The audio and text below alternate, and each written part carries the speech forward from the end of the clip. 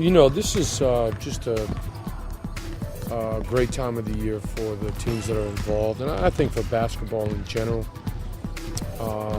It's the time when people get to see the highest quality playing, and the teams really get to compete and enjoy the experience, because everyone coming into the Final Four is a winner already, having gone through such a challenging and competitive process in order to make it this far.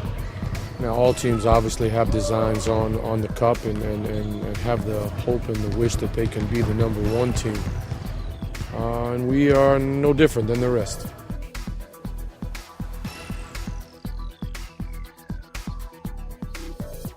Well, I think you have to remember in 2004, coming into the Final Four, we were very, very close to not making it. Basically, we were beaten on our home floor in a game against Zalgiris that, without several minor miracles, we never would have made it into the Final Four in our own arena.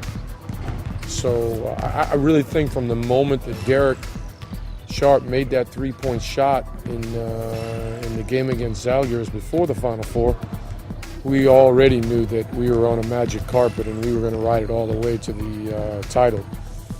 Obviously, we played very, very high-level basketball, including a 44-point win against Bologna in the final, and nobody was even close to us at that point.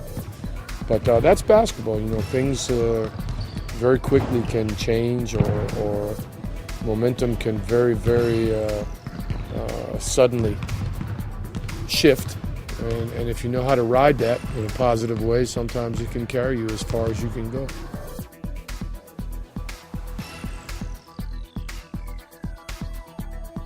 I think that there is a special preparation involved for the Final Four.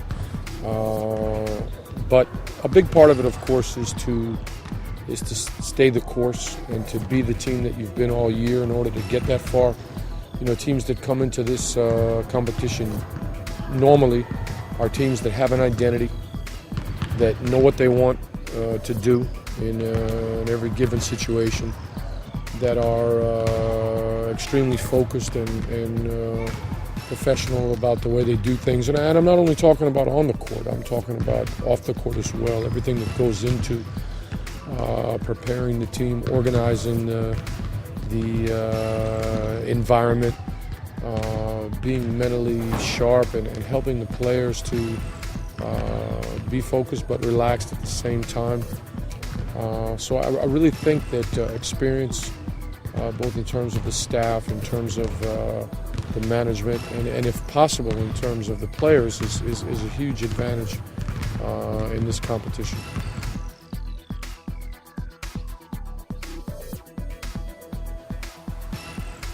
Happily, I've been to several Final Fours with Derek, and the fact that he's been there, the fact that he's such an experienced guy and a leader in the locker room, a voice that knows how and when to put guys in the right frame of mind and in the right direction, has the ability to pass on his knowledge in a very acceptable and clear fashion, is an advantage for us, because he's been down that road a number of times, and he's a guy that people listen to. So that's a big advantage for us to have him on our side.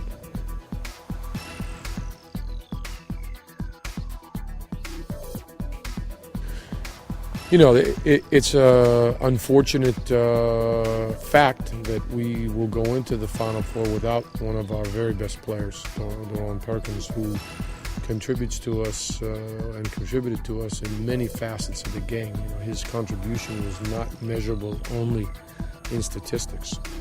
His ability to pressure defensively, his around-the-court activity,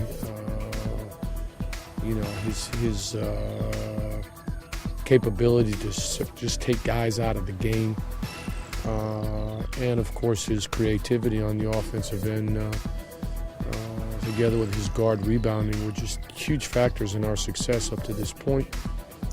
He's not going to be with us, unfortunately. We'll miss him as a player and as a person, in the Final Four. But we found a way to beat a very, very good team, Laboal, after going down 0-1.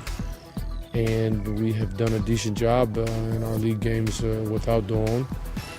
And, we're moving forward. That's what we have to do. Guy Panina, as you mentioned, stepped up in a big way for us in the Laboal series. He's done that all year in big games for us, so it's nothing new to him. He is not the same kind of player that Dawn is. He just gave us big contribution, big production in the things that he does do well. He's not the kind of player that's going to make up for Dawn's absence in the areas that he was so good at. But Guy and others all have to pick up the slack, and they've done that up to this point. And we'll have to do that as we go along in the process in our league and certainly in the Final Four.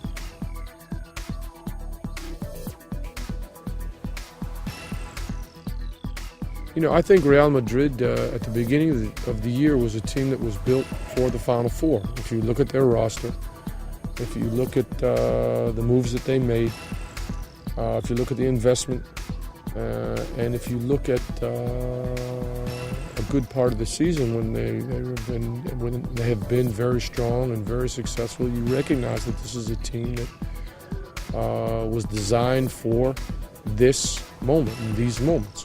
They're that kind of organization, and they're that kind of a talented unit. Now, they've gone through some serious changes during the course of the year, particularly with Messina leaving. But Lele Molin, who's a friend of mine, is an excellent basketball coach and basketball mind, and they've obviously continued in a good way since Coach Messina left. So, we got our hands full with a very, very big challenge. If you'd looked at the two teams at the beginning of the season, Maccabi and Real, you would have said Real's certainly a Final Four candidate, Maccabi probably not. Now, it looks a little different because of what we've done during the course of the year. But Real has remained the same strong team that many people expected to be there.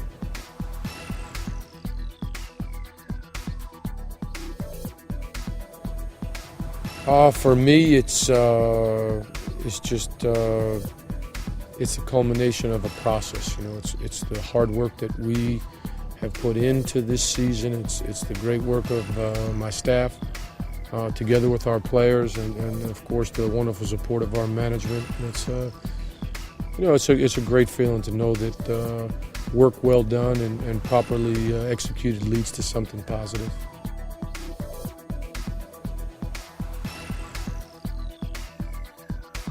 Well, I think number one, preparation, coming ready. Number two, experience, if you have it. It's a big factor, and if you don't, it's a big thing to come over.